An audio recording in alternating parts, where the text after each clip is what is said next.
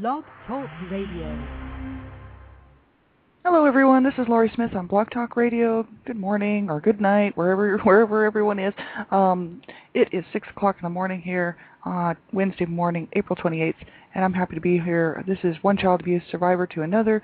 We're on for 30 minutes, and it's a live internet streaming radio broadcast from blogtalkradio.com. And the chat room is open if anybody wants to come and sit in there. And we're just going to finish up an article. We've been looking at it all last week and this week as well. It's Prevent Child Sexual Abuse. And I found it at Stop It Now at www.stopitnow.org. And it's a great article. Lots and lots of good information on there. And really, we can't leave it up to children to protect themselves from child sexual abuse or any abuse, really. So that's the whole reason why I'm doing this show is we all need to become educated and aware, of how to help keep our children safe, And children just should not suffer as children. They should be allowed to be children.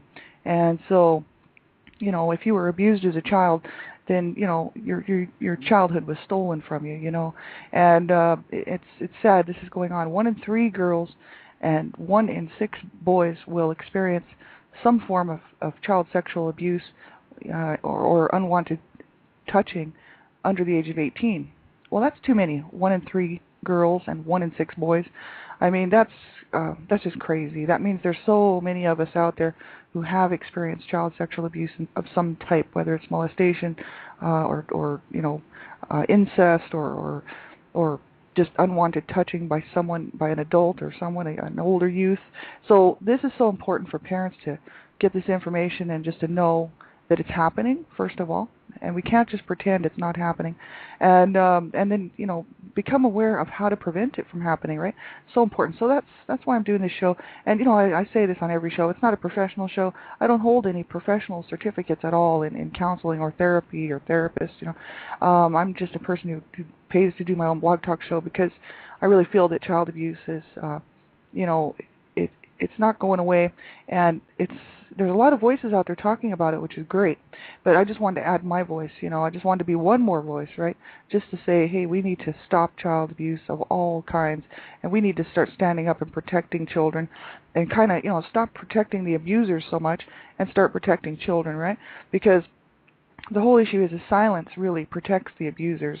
The more people remain silent about abuse, the more the abusers get away with it, and the more, the general public and the general population of the world who hasn't experienced child abuse and doesn't even really recognize that it's even going on, the more they stay in the dark about it, right? So that's why I think we all need to stand up and raise our voices as far as child abuse is concerned and make a difference for these children today, because there will be children today who will lose their lives at the hands of a caregiver or parent or child sexual predator. And if they don't lose their lives, they're going to be ruined. Their lives will be spent trying to get over and heal from the traumatic events of being abused as a child, whether it's physical abuse, mental abuse, psychological abuse, verbal abuse, sexual abuse, spiritual abuse, you name it. These children will suffer right along with the rest of us. I think the last stats that I heard is there's 600 million survivors of child abuse in North America alone. So that just tells you the rest of the world's probably a lot more, because we have things in place here to sort of help prevent child abuse, even though they still have a long way to go. We still have a long way to go. Other parts of the world don't have. Some parts of the world, it's perfectly legal to kill your children, and it's not a problem at all. And here in North America, that's against the law. Abuse is actually against the law. I mean, I know a lot of people, whether they've heard that or not, don't believe it. But it's unfortunate because it is. It's against the law. Abuse is wrong in every way. So that's why I'm doing this show. And for survivors out there, if you've survived child abuse, my heart is with you, and I'm so glad that you could tune in. So everyone, listen at your own discretion. I cover all topics relating to abuse. If the subjects of abuse bother you, then you need to turn the show off and listen at your own discretion and keep yourself safe. We all have to be aware of what we're listening to and whether or not it will bother us. So I just ask everyone to listen at their own discretion. And also young people under the age of 18, I'm fighting for you and your rights, man. And I'm telling you, I'm fighting to keep you alive. And so it is my hope that you will have an adult listen to this show with you, and that way you can make sure that it's okay for you to be listening to this show. And I have a funny noise on the other side of on my side of the switchboard, so I'm not sure if anyone can hear that or not. But I'm just going to keep talking because it doesn't say my show is stopped streaming or anything. So yeah, so I'm glad that you can be here. And we're going to finish up this article, Prevent Child Sexual Abuse, and it's from Stop It Now, www.stopitnow.org, and it's facts about sexual abuse and how to prevent it. So it's a great article. I wish everybody would go and check it out and just get the information. If you miss my shows, no problem. 90% of the time the child knows the person who sexually abuses them, right? It's because whoever your child is around. So that's the whole issue. It's generally someone the child knows who's abusing them, especially sexual abuse. So that's why it's so important to know who's with your child, where your child is, and make sure that you are keeping an eye on them, because 90% of abuse happens with someone that the child knows and trusts. So it's just so important that we keep everyone keep a lookout for their children and where they are all day, who's around their children, and just make sure that you are keeping an eye on that whole situation, right? And then there's signs and symptoms that we need to be aware of, because your child may not be able to come up to you and tell you what happened, right? So it's so important to educate your child on good touch, bad touch, and saying no, to certain behaviors. It's too many times parents tell their kids just to keep them in line and keep them in behaving, properly, right? They'll tell their kids, you have to listen to every single adult, and the child, if there's a child sexual predator trying to get a hold of your child and at a daycare or something, and they tell that child, they're going to say, well, you have to listen to me because your parents probably told you that you have to listen to adults and you have to do what we say. Well, obviously then the child's going to think, oh, well, I guess I do because that's what my mom told me or that's what my dad told me.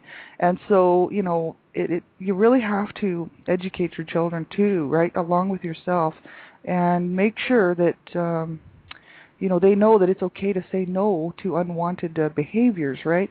And then to let them know that it's okay for your child to come to you or anyone that they trust and tell them if there's somebody trying to do something, trying to touch them inappropriately or trying to get them to do something that's very inappropriate. And of course this is all age appropriate, right? It depends on how old your child is. And especially little toddlers and stuff, you really have to keep an eye out for them. They are young and innocent and precious, and a lot of times they think it's a game, and the child sexual abuser will tell them it's a game, and they'll say, oh, keep this a secret, it's our little game, right? And this happens all the time. And so it's very important to keep an eye on your little ones, right? Because child sexual abuse is happening, whether we want to admit it or not. And it's sad to say, but it's going on all around the world. And so if you want to keep your child safe from this kind of thing, then you're going to have to be extra diligent. Like I know if I was a parent, I'd have to be extra diligent to make sure that it's not happening and find ways to make sure that my child's safe, right? Do background checks on people, pop in every now and then unexpectedly. You kind of have to be a little bit of a detective, because there's 1 in 3 girls and 1 in 6 boys are going to be sexually abused before the age of 18. And I tell you, that's too many, and you don't want that to be your child. And if you've survived that, then you know how common it really is. And I know so many people who have suffered with this. When I was growing up, I had lots and lots of friends who had experienced child sexual abuse of some kind in some way, as well as myself. And we had that in common, and we used to talk about it and stuff. And just to try to help each other to cope and stuff. And when we were young, we were just turned to drugs because that was our coping mechanism, right? We just go turn to drugs and use drugs to try to get over that sort of stuff, right? You don't want your children to be doing that, as a parent, you really owe it to your children to make sure that they're safe and they're not being abused. And I know, like growing up myself, my mom, I was molested by a family member. And I told my mom about it because I was in pain, and my mom told me that was my problem. I was going to have to deal with it, and told me basically to wrap myself up in blankets to make sure it didn't happen again.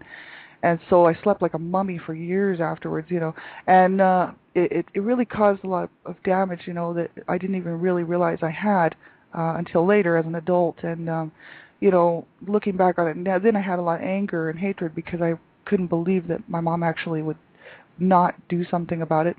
But my mom was abusing me, so I mean it wasn't really a surprise, but the anger just kept getting worse and worse as I got older, And so adult survivors really have a lot of issues to work through after being abused as a child. So as a parent, we really owe it to our children to not let that happen to them and let them keep their childhood the way that it should be, innocent and as good and healthy as possible, and within our means, right? Just to provide everything that they need, really, because children have rights, and well, I know a lot of people don't understand that, but child rights are human rights, and child rights are actually, I fight for child rights because human rights, adults can stand up for themselves, and quite often they don't. It's unfortunate. Well, because they don't want to lose their lives, and in many ways around the country and around the world, if you tend to stand up for yourself, you tend to be either thrown in jail or you could be killed in other countries for sure. Everywhere really, doesn't matter what country, but North America has a lot of people, watchdogs, looking out for this kind of thing, but around the world they don't. And so, especially children, they don't have anyone to stand up and protect their rights unless we do. So that's so important. That's why I'm doing this, right?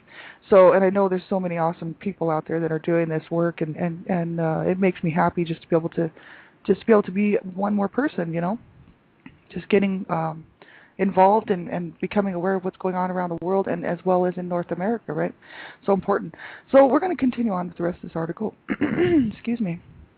And we sort of left off at, if we know of a child sexual predator in our neighborhood, let's say there's a list, because there are national sex offender registries here in North America, and they do list these people's names. These would be convicted sexual predators, right?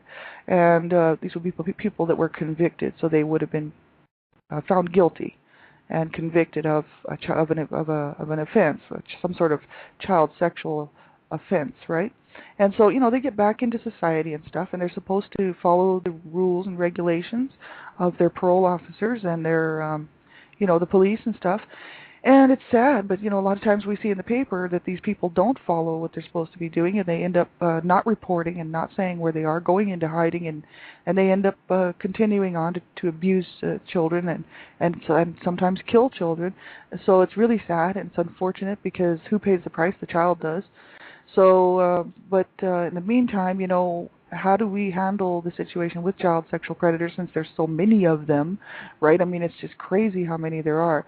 How does society going to cope with these people? You know what I mean?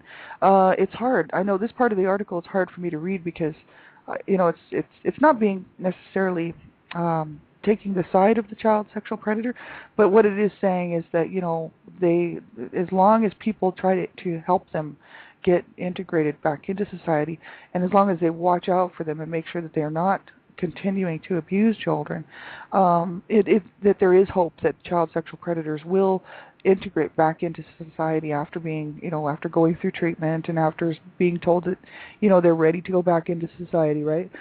You would hope that this is the case anyway, right? But we already know that it's not, because too many slip through the cracks and end up going on to kill children, and if they don't kill them, they ruin their lives. So the whole idea is that this would be in a perfect world that, as a group, in a community, people could get together and talk to this person with the help of a probation officer or parole officer, and they could get together with this person and say, look, we know what you did. We're going to keep a double eye on you, but we're also going to help you to get back into the community as far as, try to help you as much as we can to live a normal life and not abuse children.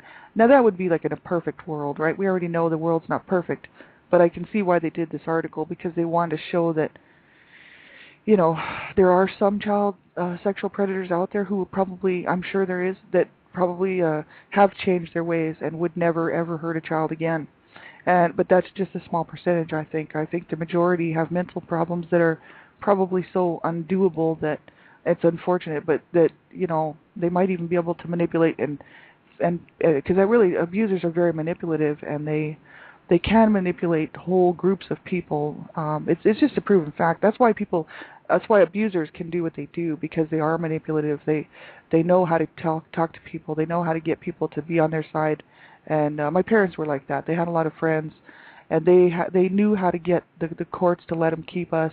All my mom had to do was cry the blues, and the courts let us stay in the home and all this, right? So, and then she had so many friends, and so did my dad, and he still does. And he's a very abusive man, and his heart is not in the right place. But the thing is he can fool and fake a whole lot of people, right?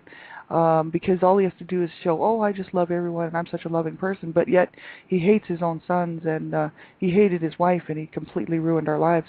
But that's how abusive people are, right? They're very manipulative.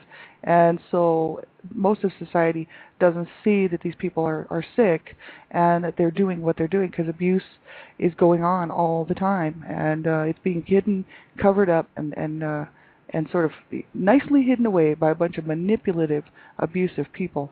So it's a real problem, and we really need to keep our eyes open for this kind of stuff, because psychologists and stuff would know that the mental issues surrounding this type of stuff is major, and these people do know how to manipulate people, and they do know how to get sympathy and how to get people to feel sorry for them. That happens a lot in domestic violence situations too, where the person who is doing the abusing is very manipulative. It gets the other partner to keep coming back, right?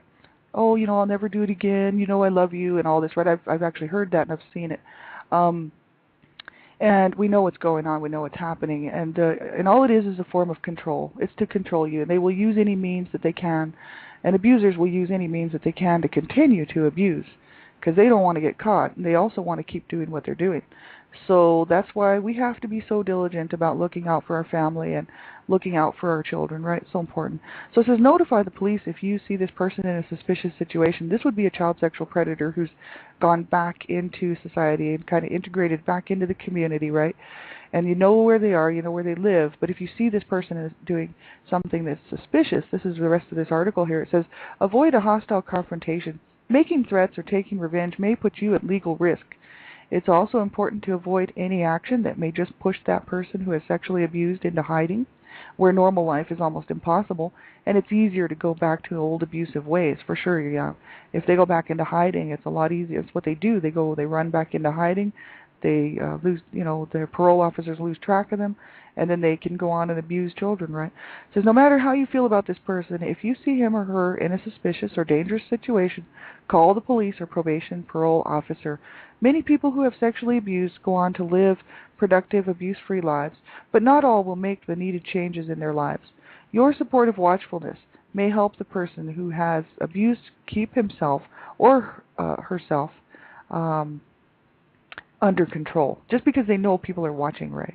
If they know that a whole community and a society that they live in is watching and keeping an eye on them, it might keep them under control. And you would hope so, but I seriously doubt it. If someone's going to abuse, they're going to abuse. If someone's going to try to get a hold of a child and sexually abuse a child, they're going to do it. You know what I mean? They don't care who's watching. And I just think that everybody just needs to protect their children, really, and make sure that their children are with people that are good people, and not let child sexual predators get a hold of them. And if it's someone in your family, then you need to report it, because child abuse is against the law, and child sexual abuse, all abuse is against the law. And you cannot, as a person who knows about abuse, let it happen, because then you are just as guilty as the person who's doing that, as far as I'm concerned. If you know about abuse and you don't report it, then you're just as guilty, because you're hiding the crime. You're just like an accomplice to it, you know what I mean? So that's why it's so important to watch out for the kids in your life, right? It says, yet one more tragedy is that this is a grandmother of children of a person convicted of a sex offense, right? And it says, yet one more tragedy is that his kids are going to have to suffer for his actions with community notification following them everywhere he goes. They are going to unfairly bear the brunt. And I mean, that does happen to families, right? And the thing is that we have to keep an eye out for our children. It doesn't mean we have to harass these people, or, we're supposed to be trying to help them get back into the community. But I think the community, if you know, if you have a lot of children in your community and you want to keep them safe, and you know where these child sexual predators, convicted child sexual predators are living, you want to keep an eye on your kids. Absolutely you do. And you want to, as a community, let that person know that, hey, we are watching you, and we are keeping all eyes are on you, so that you are not going to reoffend here. You are not going to get a hold of any children here to sexually abuse them, right? So important, to take a stand in your community, take a stand in your neighborhood, but you have to do it legally, because otherwise you're just you're just kind of setting yourself up to be to have to deal with the law yourself, right? And that's just, nobody wants that. But I think as long as people are just doing it properly and just letting people know, hey, we are aware of what's going on, and we are not going to allow you to abuse any child in this community. You know what I mean? If you want to be part of this community, well, that's fine. But don't be thinking that you're going to be abusing any child here, or anywhere, because we're just going to make sure that happens. But it's just so sad, because people just can't. Most people don't want to acknowledge the fact that child sexual abuse is even going on, even if it's in their own home. You know what I mean? They don't acknowledge that child sexual abuse is going on. And even if they know what's going on, like my mom, they just don't want to deal with it. So they're like, hey, that's your problem, and that's abuse right there, just not getting the child help. But my mom was already abusing me anyway, so it wasn't any big deal to her. You know what I mean? But it certainly was a big deal to me. And even the rest of the family, like I've told a few family members about it, and they don't care. They're just like, well, whatever. Isn't that just too bad? I have absolutely no support from my family, period. But we were, excuse me, we were all so dysfunctional that it's just no wonder, right? Because we never ever functioned as a proper family, and never functioned as proper people, really, because we didn't get any help. So a lot of my family's ideas on what's okay to do to children is wrong, right? A lot of my family members believed it was okay to beat on their children with hammers and things, and heavy objects, just like my mom, because they got that from my mom, right? My mom was very much into beating all of us with heavy objects or whatever she could grab, and it didn't matter what it was. So a lot of my family members kind of went on to do that. There was a few siblings. There was some other siblings just killed themselves because they couldn't deal with it. You know what I mean? And so, as a parent, my parents really should have gotten some help and gotten us some help, right? But we know that this doesn't always happen.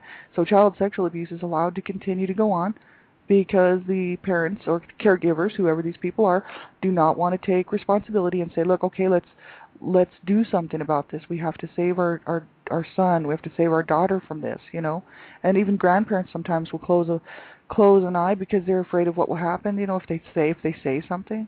But see, these kids don't deserve to suffer like this. And so as an adult in the situation, you have to get this child some help, right? So it says, don't wait to be notified.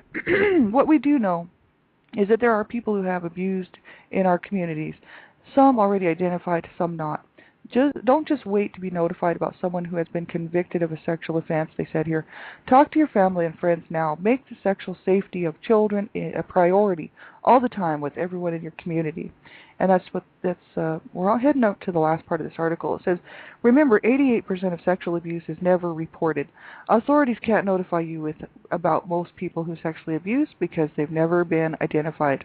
So that's why it's so important to report it. 88% of sexual abuse is never reported. That's the statistics they list there. That's crazy, but that's the truth. And it says your safety action plans for your family and community are the same whether or not you've been notified about someone with an offense in your community. Think about those who may abuse in the same way that you stay away of possible speeding cars, children in the streets, or drug dealers near your child's school. If you know what to look for and how to take action, people who sexually abuse children will not have access to them. Their abusive behavior can be stopped when we are all aware. They can get help to prevent any further abuse. So that's the thing. A call to action. It says, our silence allows people who sexually abuse children to get and maintain access to vulnerable children. We can all help prevent and stop the sexual abuse of children by speaking up and by learning some simple action steps. It says, if you know that a child has been sexually abused, you need to report it. You can call your local police department on your local child protective services or your local child protective services office. You can also bring the child directly to a therapist or a doctor, both of whom are required to report the abuse. And more often, concerns lie in a gray area of vague uneasiness, sketchy details, or uncertainty about what is actually happening. Sometimes concerns persist, even after an outside inquiry or evaluation fails to uncover abuse. There are still things you can do. Prevention is a process. Keeping the conversation going. That's what it's all about. Just keep on talking. Keep on getting that awareness out there and keep on looking out for those children. It says, if you do not know where to go or you are unsure of what you are seeing, you can call Stop It Now's confidential toll-free national helpline at 1-888-PREVENT for supportive guidance, information, and resources. It says our helpline is staffed by professionals who know about the issue. You can call to simply explore the situation and think through options for next steps. And the helpline staff is trained to assist with questions such as what situations make kids vulnerable? What are the signs of sexual abuse? What actions can I take to keep kids safe? How can I discuss my concerns with others? And what kinds of help and treatment are available? How do I report sexual abuse when I know it has occurred? Those are some of the questions that they put there. And that's the end of the article. It's a great article. And then they list a whole bunch of other websites and references, the NCVC, National Center for Victims of Crime, Child Help USA, the Child Welfare Information Gateway, which I really like, lots of information on there, Child Molestation Research and Prevention Institute, the Safer Society Foundation. This is all the resources. Stop It Now, of course, out of Massachusetts, the Association for the Treatment of Sexual Abuses, ATSA. Lots of great information there and resources, links, and things like that. So you can check it out. They also have a website, www.stopitnow.org. And I just love this article. I think it's great, and I think we all need to get on board with this call to action and make sure that we are looking out for the children and that we are, keeping an eyeball on what's going on, because someone in the family or someone a child knows, 1 in 3 will be abused by a child sexual predator or someone in the family. And it's generally someone in the family. It's only 10% really that is generally a child sexual predator.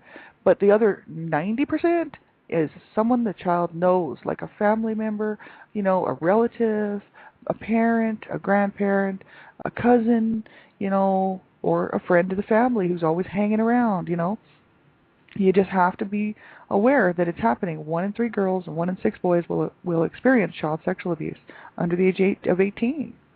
So that's crazy, and that's too many, and we just really have to make a stand here, make a difference, right?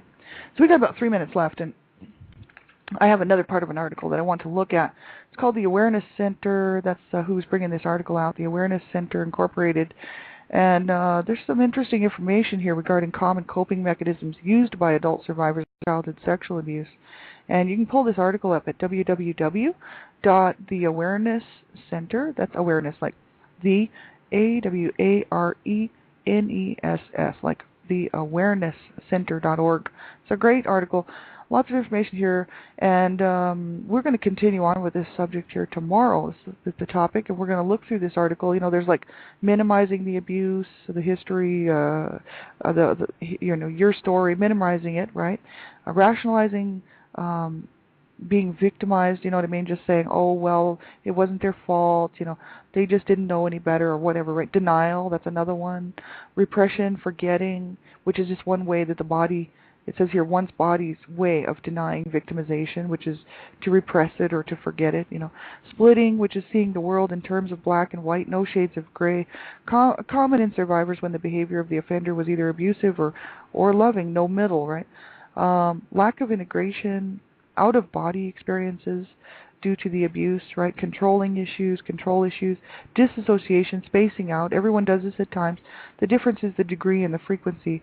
And, hyper-awareness, super alert, that's me. I'm kind of always on alert and always aware of what, a little bit over-aware of what's going on. It's hard for me to relax, And addictions, all kinds of good stuff. So we're going to look at this article tomorrow. And, we have about a minute left. I'm the Canada Regional Director for Dreamcatchers for Abused Children and Child Abuse Advocate. I'm so happy to stand with them. And you can check our website out, http Dreamcatchers for Abused Children, and get the facts on, the signs and symptoms of all the different kinds of abuse. So important to know. Physical abuse is easy to spot. But emotional abuse, is that easy to spot? Not really. You have to know what to look for. Psychological damage, mental abuse, is that easy to spot? Not necessarily. You have to look for those signs. Sexual abuse, sometimes it's easy to spot, sometimes it's not. That's the whole issue. We have to know the signs and symptoms of abuse so we can stop child abuse, right? And know what to look for in children, right? Especially if you work with children, it's so important. And also how to report it. You know, there's just some easy, simple steps that we have to take to learn how to report child abuse. If you report it improperly, the child can end up back in the home and end up being abused and killed at the hands of their parents or caregivers. I'm telling you, it's so important to know this stuff and know it by heart, because you never know when a child's going to come to you and tell and disclose that they've been abused. What are you going to do? You have to know how to report it, or you could mess it up and that child could be killed. So we want to save children's lives. So get that information, http://dreamcatchersforabusechildren.com. And have a great day, everybody. Take care. I'll be back on tonight at 9:30. Child abuse prevention, human rights abuse prevention is up to us. And until then, you're in my heart. And just keep reaching out, keep that hope alive, and just keep getting that help from wherever you can find it. Take care, everybody. Have a great day.